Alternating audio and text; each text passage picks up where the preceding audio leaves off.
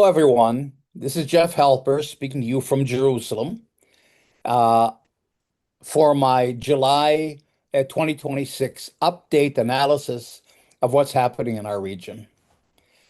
Today, I'd like to shift our focus to Israel. I mean, we talk all the time, as is logical, of course, about Palestine and the region. And in a way, Israel becomes kind of a foil. What do we do about Israel? How do we stop Israel? How do we but actually, Israel's an actor, obviously, and a fairly important actor in and of itself. And it's very important that we understand, of course, know your enemy in a sense. We understand where Israel is going. I talk a lot about settler colonialism because you can't, this is not a conflict, as I said 1,000 times. We're in a settler colonial situation that the Palestinians are struggling against.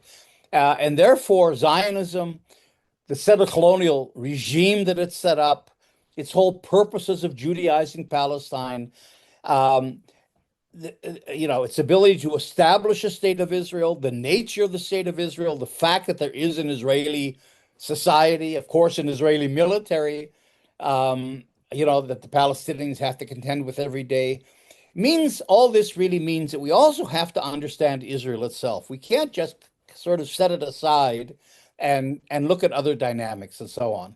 So I'd just like to take a few minutes this morning and to look at where Israel is today. ICAD, we were called the Israeli Committee Against House Demolitions, and we decided, and on our website that I recommend you look at, we explain why to take Israeli out of our name, because obviously we can't represent a racist colonial regime. But at the same time, ICAD's, we kept the name ICAD because that became kind of a brand after 30 years now. ICAD's central role remains, or one of its central roles remains, magnifying critical Israeli voices, anti-Zionist voices, voices, that are Israeli, that are a part of the struggle. And I think we're in an anti-colonial struggle. It has to be led by Palestinians. It has to address the Palestinian principles of liberation, of course, but the final post-colonial resolution of all of this, whatever post-colonial state and society emerges, is going to include a significant part of its population as Israelis, Israeli Jews. Whether they call themselves Israeli Jews or Palestinian Jews, how that all works out, that's a whole other discussion that I've written a lot about, especially in my book, Decolonizing Israel, Liberating Palestine. But still, it's very important to magnify the voices of critical Israelis because I think we will play, and I think we are playing, there's not many of us, but we are playing a very important role with our Palestinian comrades, in a sense, under the direction in terms of trying to find a liberation and post-coloniality. So I think it's important that we understand what's happening inside Israel, and that's what I'd like to kind of focus on this week. And I think part of this thing of kind of abstracting Israel, many Palestinians believe, and I've encountered this in many conferences, that Israel is really ephemeral, that everybody here has another passport, which is not true, that, Israelis aren't really committed to Israel. They'd rather go to the United States and abroad. And if, in fact, a Palestinian state emerges or some post-colonial state emerges that is not a Jewish state in which the Jews do not have control, that they'll all leave. So in many ways, I think Palestinians have this illusion that Israel is ephemeral and that people aren't committed and they're going to leave, which is, I think, a very serious mistake. And in a sense, there's talk now about, the collapse of Israel. I mean, Israel obviously is very vulnerable. Ilan Pappé, my good friend and comrade Ilan, just wrote a book called Israel on the Brink. And there's this whole idea in the air that Israel's on the brink of collapse. I think it's a very dangerous illusion. I think it's very important, as Ilan does, to point out the cracks and the vulnerabilities within Israeli society and how that affects, the wider political situation. But it can create a dangerous illusion, because, and some Palestinians have talked to me about this. The idea that Israel is going to collapse kind of gets into this mystical thing you sometimes hear from Palestinians and others. The Crusaders are here for 100 years and they left, or they were driven out, or they were whatever. Apartheid lasted as long as it lasted, and then it ended. Martin Luther King's whole idea that the arc of history tends towards justice. I'm not so sure if that's true, first of all, but Jesse Jackson had a very important caveat on that. He said, maybe it does, but somebody has to bend it. And that's the point. The point is agency. The Crusaders just didn't leave because the Crusades were just and unjust and unsustainable. They were driven out by Salah ad-Din and the Arab armies. Apartheid didn't collapse just because it was unsustainable and unjust. It collapsed because there was a concentrated anti-apartheid movement led by the ANC and supported by many of us. Agency is important. So the idea is that we can sit back and, because Israel is so bad and it's so unjust and it's so oppressive and in the end unsustainable, it'll collapse on its own, and we don't really have to do very much. We just have to sit back and wait. So we hunker down, and we do what we can do. BDS, some human rights stuff, the ICJ, encampments, rallies, whatever. But basically, we don't really have to do very much because it's going to collapse anyway. I think it's a dangerous illusion. I think it's very anti-political. And that's one reason why I sort of want to get in a little bit today into what exactly is the situation in Israel and how do we tie it into our political struggle. First of all, Israel is hopelessly unchangeable. It's not going to change from the inside. Many people ask, and again, I've also heard Palestinians ask, well, what about Israelis? A lot of people say, well, the one state idea is good, or whatever, post-colonial solution or resolution you bring up, or political program or political idea or vision that you bring up is always answered by, yeah, but the Israelis would never agree. Well, of course they'll never agree. If Nelson Mandela had waited and knocked on all the doors in South Africa until a time when the whites said, yes, really apartheid really isn't very good, we'll change it, he'd still be waiting. Apartheid colonial systems don't change from the inside like that. Why would Israelis want to dismantle the regime that they're benefiting from, that they control? Why would the whites in South Africa have done that? Why would the whites in the South of the United States have done that? You're never going to get the permission and the cooperation of the colonialists, of those in power, to change the system voluntarily. So we can't expect that. And what I'm telling our Palestinian comrades and others is that forget Israelis. They're simply not going to be actors. They'll be your antagonists, but except for a few, and those few are very important. The people that, again, we're trying to magnify their voices on the Israeli left, but they're very few. I think it has to be a situation like in South Africa, where basically you make the entire Zionist regime unsustainable and lead to a collapse. And I'll talk in a minute about what collapse means, which is really a transition to something else. And in that transition, the Israelis, without a choice, the Israeli Jews will join in grudgingly, I believe, because they won't have a choice. But to expect them to voluntarily cooperate, to be partners in peace, to take a proactive and sympathetic role to somehow finding peace and justice with Palestinians is simply ridiculous. And so we have to understand Israel. We have to plug it into the equation, but we can't hope that it's going to collapse and disappear. And we also can't wait for Israeli Jews to agree to ending apartheid and colonization. So let's just look at Israeli society for a minute. It's super right wing. Um, if you take out the Arab Palestinian parties uh, from the parliament, the Israeli parliament is 120 has 120 seats in it. Um, the Arab parties, as they're called, because we don't use the word Palestinian when referring to Israeli Arabs, we've colonized them and denationalized them as well, have about 10 seats in today's parliament, something like that. Well, and then if you take out 4 or 5 seats that belong to the ex-Labor Party, um, which are still there, so now we're up to maybe 15 seats or so.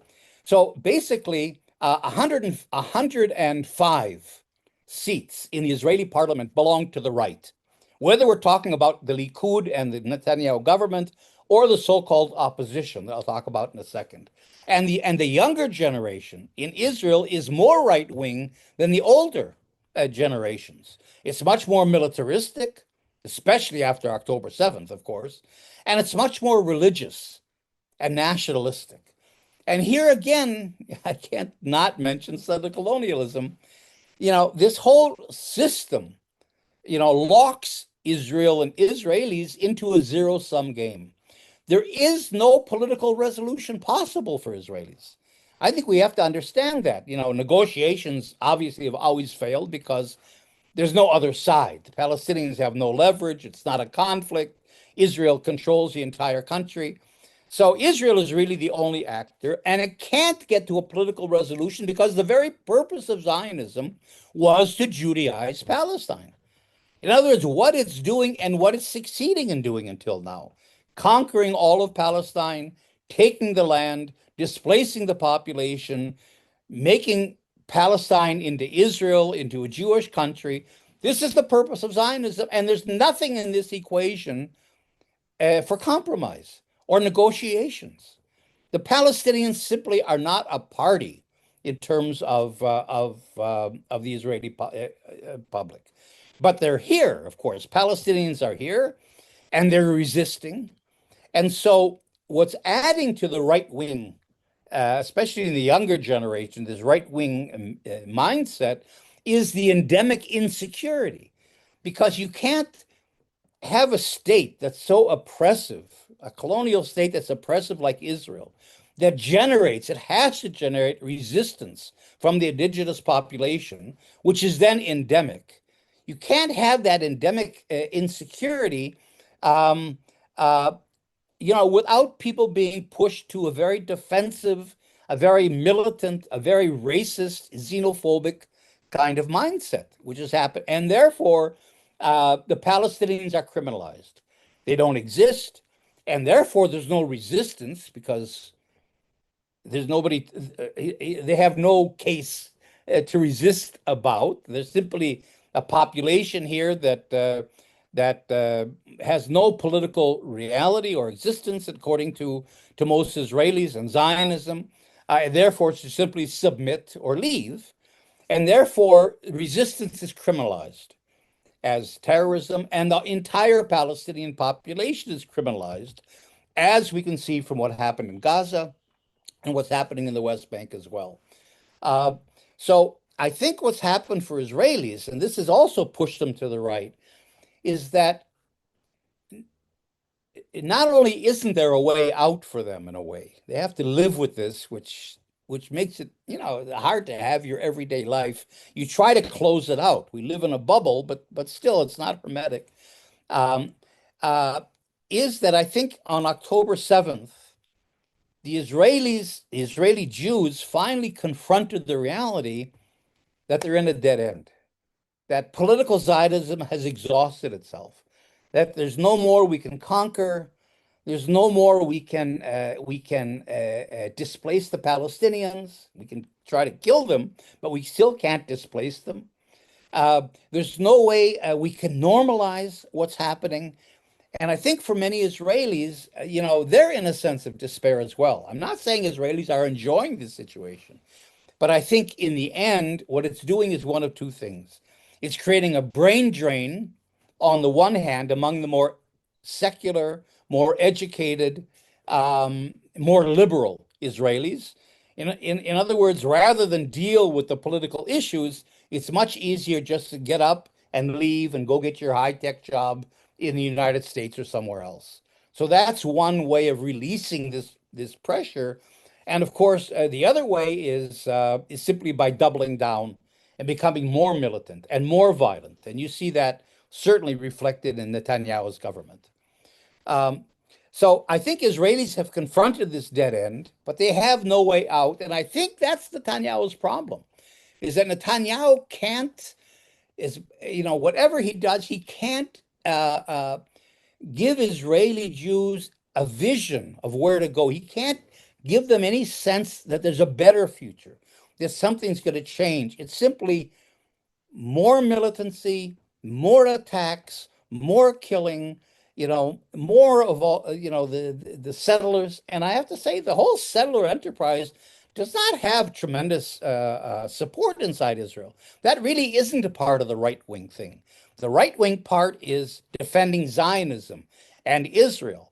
A lot of Israelis, including on the right, are kind of pissed off at the settlers for pushing things to a point where Israel's back is to the wall and it becomes isolated. So we have to, I won't get into that, but there are nuances here as well. But so, in other words, it's Israel itself that's the problem. And Israeli Jews don't know where to go, and Netanyahu has nowhere to show them because they're locked into this again, this closed settler colonial sort of a trap. Now, Netanyahu does have a strategy. And his strategy is pacification and normalization that we've talked about quite a bit before.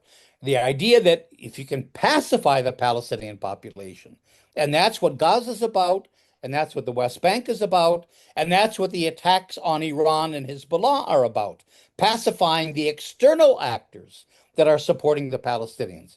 If you can create a kind of industrial quiet where you breaking the resistance, then you can get to a stage of normalization. And Ghassan Kanafani, the very well-known Palestinian writer and revolutionary who was killed by the Israelis in Lebanon, wrote a book about the Great Arab Revolt of 1936 to 39. And he says then that there were three factors that kind of defeated the Palestinian resistance at that time that I think are still in place. And I think this is what Netanyahu is relying on. Kanafani says, first of all, there's an alliance between Zionism and imperialism. Especially today, of course, U.S. imperialism, but Israel has very good relations with China, with India, with Russia, so that it's not only a client of the United States and let's say the G7, it's also very close to the BRICS countries. So Zionism has always had the strategy of serving the hegemons. And Kanafani said in those days, in the 30s, of course, it was the British, that this is one of the factors that led to the defeat of the Palestinian resistance, the Zionist militias working together with the British to crush the revolt in the mid-1930s. The second factor that Kanafani mentions is collaborationist local leaders. The notable elite families here in Palestine were working with the British to defeat many of them, not all of them, to defeat the revolt. And, the Palestinian Authority has basically accepted that role of being a collaborationist regime that's helping Israel in maintaining security, maintaining its control over the occupied territories. And really, it's become the main source of paralysis in terms of the Palestinian movement here being able to organize and come together behind a political plan. So that's the second, the collaborationist local leaders. And the third, according to Kanafani, the third factor are corrupt and autocratic Arab leaders serving their own ends. Because certainly Abdullah of Jordan and other, Arab leaders were also complicit in terms of Zionism success and until today. Look at the Abraham Accords. So the same factors that Kanafani points out that defeated the Palestinian revolt in 1936 are still in play. And I think Netanyahu is building on those three factors in order to, it's not a solution, it's not a resolution, it's not peace, but for Israel, the good enough solution is good enough. You know, we have the land, we've got apartheid. If we don't push it too far, as Netanyahu, if we pull back a bit, the international community will tolerate us, especially the governments, and we can live forever with the status quo, managed apartheid. So if normalization doesn't happen, the next stage down of the good enough solution is managed apartheid with the acquiescence of the Arab states and the international community. So whether Netanyahu is going to succeed or not is an open question, but it's a question. Now, in the next elections, the elections are coming up probably October 20th. The projection is that Netanyahu is gone. I mean, everybody hates him, except his base, of course. Him and this kind of really crazy government he has that's pushing, an Orban-Trump kind of an agenda. Judicial reform, trying to really neutralize the Supreme Court, the judicial system, especially because Netanyahu himself is under trial, destroying public broadcasting, the religiousification of the country with the help of the ultra-Orthodox, the extreme militarism, and all that stuff. So people are fed up with Netanyahu. The problem is, of course, again, that the country is still on the right. I mean, that just because you're there, basically it breaks up not right left here. It breaks up.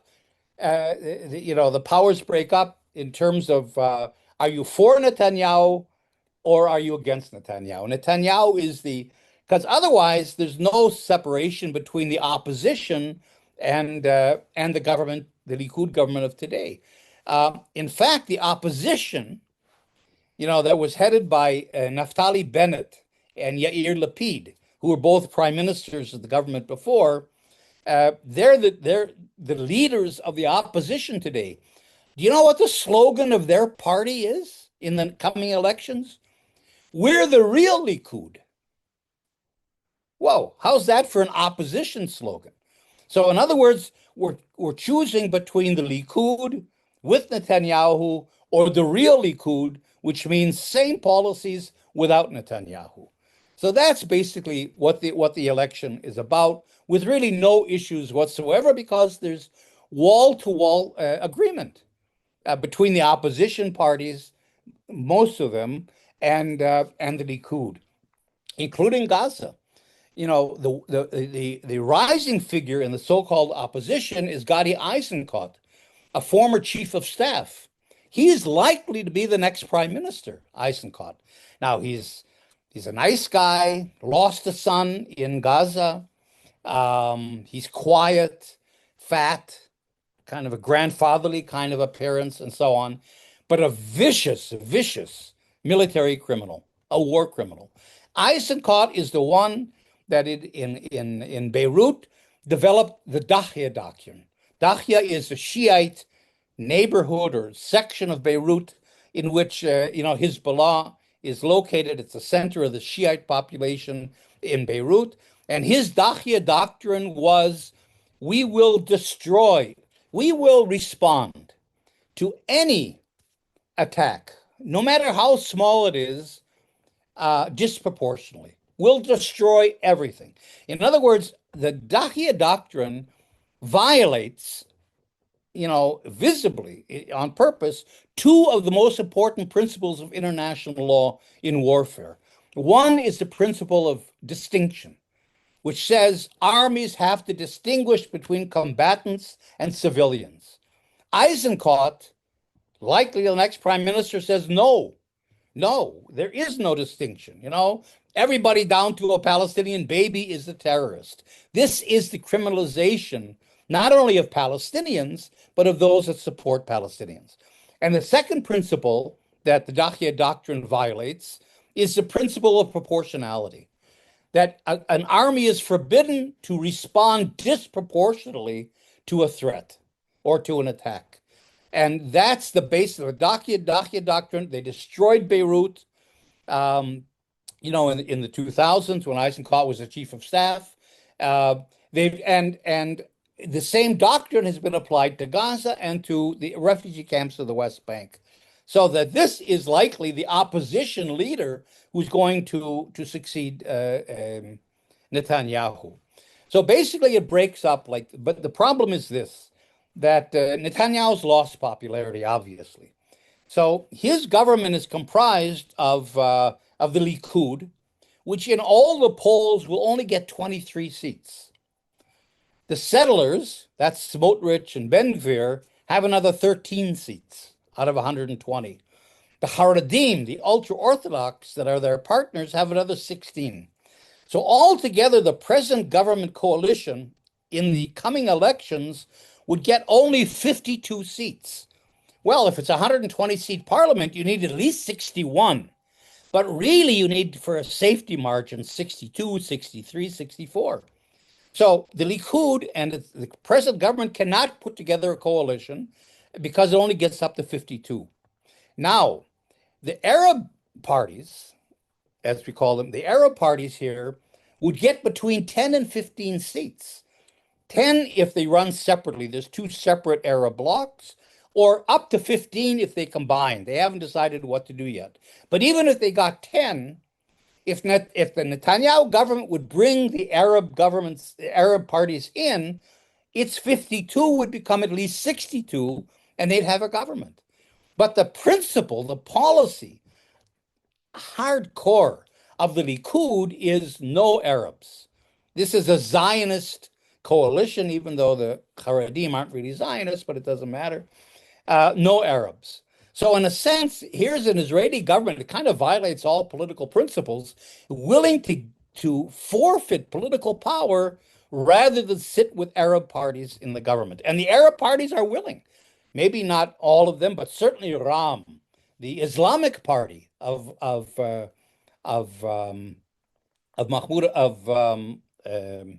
Mansour Abbas, is willing to sit with Netanyahu in the government. So, okay, now the opposition then, the opposition has two principles: no ultra-Orthodox, we won't sit with the Haredim, and no Arabs. The opposition agrees with that, except for one party, the Democrats, that I'll mention in 1 second. So basically, you have the same thing. So if you put together the opposition, the Lapid party, the real Likud, will get 16 seats. We'll get 16 seats in the parliament. Eisenkot's party, that's probably going to become the biggest, would get maybe 22 seats. There's a Russian party of Lieberman that get maybe 9 seats. And then there's the Democrats, who are the ex-Labor Party Meretz, sort of the left. It's a Zionist left. They're for the two-state solution. They're saying, but this is not the time to deal with the Palestinians. So basically, they're kind of a very pale, I would say almost a pale version of the Likud. And that's the left here, that would get maybe 10 seats. So if you take all the so-called opposition, which is really right-wing opposition to right-wing power, they get 57. So neither bloc gets to the 61, 62 that's needed to set up a government, but even the opposition has, again, the principle of no Arabs. And so I think what they're relying on is they'll set up a minority government, and the Arab parties will not have a choice but to support whatever they decide. Now, that remains to be seen. The Arabs in Israel, the Palestinian citizens of Israel, are becoming more politicized. I think they're beginning to understand the power they have. They're more than 20% of the population. They're the swing vote. And so it's going to be very interesting to see in the negotiations afterwards what's going to happen. What could very well happen is what happened. It took three elections before Netanyahu was finally able to squeeze through the last time. We could be in for a series of elections because if this principle of no Arabs in the government is maintained by both blocs, I don't see any bloc getting to the majority. So there's really that internal insecurity here.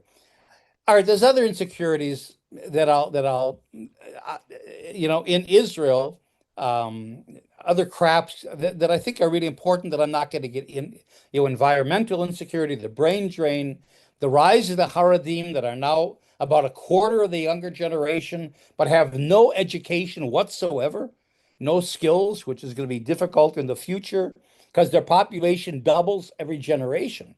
The brain drain, the international isolation of Israel, including among the younger Jews in the United States, um, its economic vulnerability, and so on. But let's conclude this. Israel is not on the brink of collapse. It has all these internal problems, but it's not on the brink of collapse. And I think we should take that off the table. The real question is actually, is collapse good for the Palestinians? Even if Israel could be collapsed, Zionism could be collapsed, is that a good thing? I mean, collapse itself alone would be disastrous. What's going to come after collapse? There's no plan, there's no program, no one knows what would happen afterwards.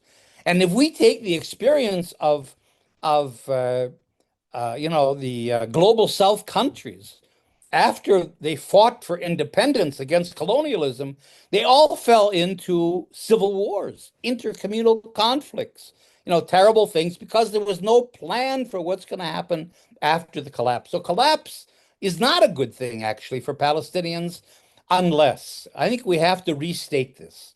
And this is, I think, Israel is vulnerable. We need to exploit the vulnerabilities, right? And those vulnerabilities are not internal. Forget the internal, forget Israel itself. Let's focus on Israel itself as being vulnerable. Um, and that means then that we have to have, as I've always said, an organization, a political vehicle led by Palestinians. That's missing. We need Palestinian leadership from Palestine. We need a political program for what happens after the collapse, and we need a strategy for getting there. And those things are today lacking, and that's what makes it impossible for us to exploit the vulnerability of today that Israel finds itself in. There's kind of a paralysis. We're not able to respond. Leaving that aside, what would be then, instead of collapse, what should we be aiming at, aspiring for? Collapse, yes. The collapse of the Israeli Zionist regime. Yes, but in the sense of unsustainability, like in South Africa. Not in the sense of collapse where you get, complete economic and social mayhem. Collapse in the sense that the Zionist regime is no longer sustainable, and therefore, and here's where the plan comes in, and therefore it's followed by a process of decolonization. This is how you end settler colonialism. You decolonize it. You dismantle all the structures of domination and control, and that then allows you that leads you to a transition. And in the transition, and the transition has to be based then on the Palestinian principles of Thawabit. The first principles that the Palestinians have laid out. This idea of a transition to what? Well, first of all, the paradigm of the post-colonial state and society has to be based on Thawabit, on these Palestinian principles, because this is their liberation struggle. That means that whatever comes after the collapse and the decolonization and the transition, it's a transition that gives Palestinians the right of self-determination. It gives the right of return, of course, of refugees and the descendants to their lands, to come back, to their country. It gives Palestinians the right to resist Zionist colonization, until this collapse happens. It calls for defining what exactly decolonization means, and going through that process, and then constructing the post-colonial state. Those are the basic Palestinian principles that have been set out, by the Palestinians in different ways. So that has to be the framework. And then within that Palestinian defined post-colonial future, then you have to take into account the post-colonial reality, which is that there's going to be a very significant population of Israeli Jews in this country. They're not going away. They're not all moving to Texas. They're going to be here. Now, and how do we together construct a just and inclusive post-colonial polity and society? That is really the question. So I think the issue here is not collapse. The issue is vulnerability, and what do we do about that? Okay, I'll leave it at that, and we'll talk next month.